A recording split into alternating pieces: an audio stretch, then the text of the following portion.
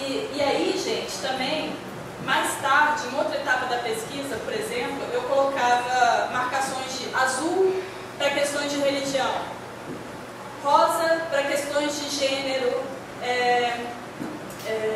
e, sei lá, acho que era verde para questões econômicas, numa outra pesquisa que eu fiz.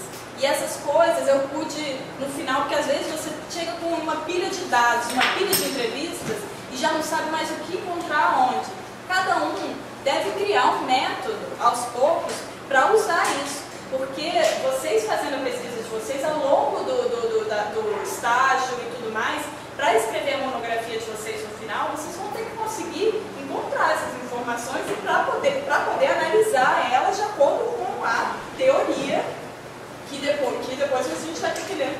Antes, durante e depois a gente vai ter que ir lendo sobre esse assunto. Então, agora as entrevistas, né? Entrevistas, tem várias formas de entrevistar. Eu posso perguntar quase como um questionário. Qual o seu nome?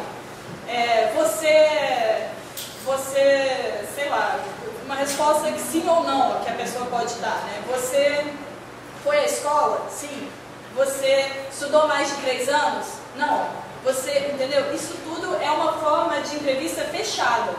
Que a pessoa não tem muita alternativa para onde correr ou para onde mudar a sua resposta. Sim, mas depois eu fiz... Não pode. É fechado.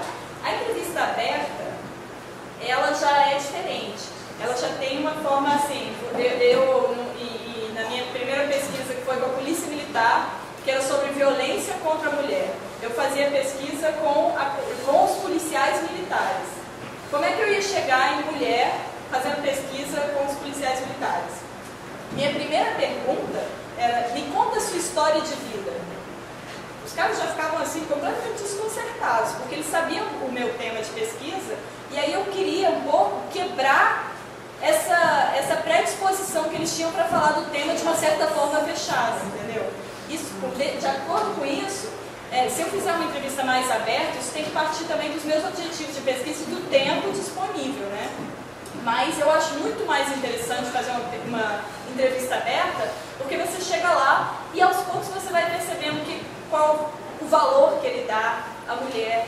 Se ele é uma pessoa, você vai aos poucos percebendo certas nuances naquela situação, naquela pessoa que você está entrevistando, para depois realmente conseguir entender as informações que ele dá para você sobre o tema específico que você está querendo. Esses são macetes que vocês vão tendo que pegar. Vocês têm que pensar nessas coisas na elaboração da pesquisa de campo de vocês também. Porque não é só ir lá, observar e tal, e fazer meia dúzia de perguntas que já tem dados suficientes para construir uma grande monografia. Não é assim. Às vezes, a gente tem que não só abrir mão dos nossos preconceitos, mas tentar construir artifícios ou estratégias para os nossos informantes abrirem mão de alguns preconceitos e te darem as informações úteis, porque senão vocês vão chegar com informações batidas, informações que vocês não vão conseguir aproveitar, né? Esses são perigos. Essa é uma estratégia boa, entrevista aberta. E aí vem a entrevista aberta estruturada. Ela tem uma estrutura e ela vai chegar naquele ponto. E a semi-estruturada, que é aquela de acordo com a resposta que ele te dá, você vai desviando para aquele ponto, né? Você cresceu e estudou não sei aonde. Escolaridade, já temos assim. Então você estudou lá, se a sua pesquisa é sobre educação. Você estudou lá, e como é que era aquela escola? Você já vai tendo uma noção do que aquela pessoa pensa sobre educação. Se você está entrevistando um professor, você já vai ter uma noção do que ela pensa sobre certo e errado na sala de aula. Uma pergunta que às vezes não tinha nada a ver com educação, me conta sua história de vida, né? Isso às vezes é uma estratégia interessante, que é a entrevista dirigida ou semi-estruturada. Semi-estruturada também tem algumas diferenças da dirigida, porque ela tem uma sequência também que você pode seguir, né? E aí vem o grupo focal, que o grupo focal é um tipo de entrevista que às vezes é muito interessante, porque é bem rico, né? As pessoas não vão ficar só ouvindo a resposta umas das outras, elas vão interagir. Então você faz uma pergunta para o grupo e você vai ver a dinâmica ver quem é que tem, que tipo de postura que tem, e você vai vendo, você vai podendo ver as perguntas que uns às vezes fazem para os outros, né? Eu fiz uma pesquisa uma vez com uma ONG aqui, que eles me deram espaço para entrevistar as pessoas que faziam parte, que frequentavam a ONG, mas eu não podia dar uma palestra e nem só fazer uma entrevista. Então, eu montei uma estratégia que era, cada um pergunta uma coisa para a pessoa do lado e ninguém pode perguntar a mesma coisa. As coisas que saíram, as informações que eu tive com essa estratégia, com o grupo, é um grupo que todos têm a ver focal, porque todos têm um tema em comum, né?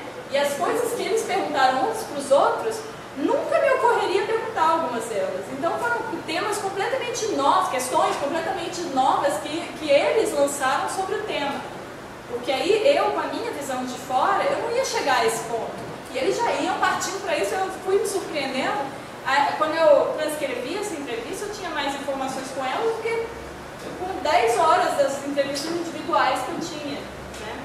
Isso são estratégias interessantes para vocês perceberem. Por exemplo, se vocês estiverem trabalhando com o tema educação em arte, juntar às vezes tantos professores de educação em arte dessa comunidade no lugar e fazer uma entrevista com o grupo focal. Às vezes o que surge do diálogo deles vai ser mais interessante do que o que surgiria se você estivesse perguntando diretamente para cada um deles, né? Tá bom? E agora eu vou querer fazer um exercíciozinho com vocês. Eu queria que alguém me descrevesse essa foto.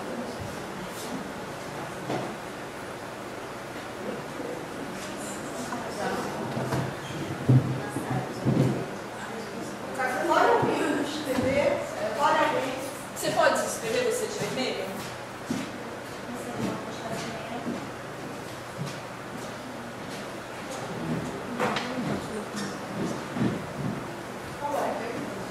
Só isso? Isso aqui. Você pode descrever? Aí é uma família reunida, provavelmente tomando café da manhã, percebe-se harmonia, principalmente da mulher. A filha, se não me engano, ou se rebela, não quer tomar o café, ou já tomou. E a criança, o menino, né? É uma família estruturada pelos móveis que eu percebo, né? As frutas que existem em cima da mesa demonstram um bom poder aquisitivo, se assim não fosse não entendido. E essa aqui? Você pode descrever a situação? É você mesmo que eu vou fazer. Veja a fotografia aí, eu vejo que é um casal, e não parece ser brasileiro, né, devido ao vestuário, ou se for brasileiro, está no ritual, né? E o que eu consigo perceber é só isso mesmo. Isso aqui. Outra pessoa. Você de branco pode. Desculpa, vocês podiam ter falado antes, eu não devia estar enxergando nada. Parece uma aldeia indígena, talvez, um ritual também, talvez de alimentação, talvez um aprendizado, já tem mulheres ali. Gente, isso daí são dois exemplos que eu peguei pelo seguinte. Isso aqui, a gente sabe que é um casamento, é familiar, né?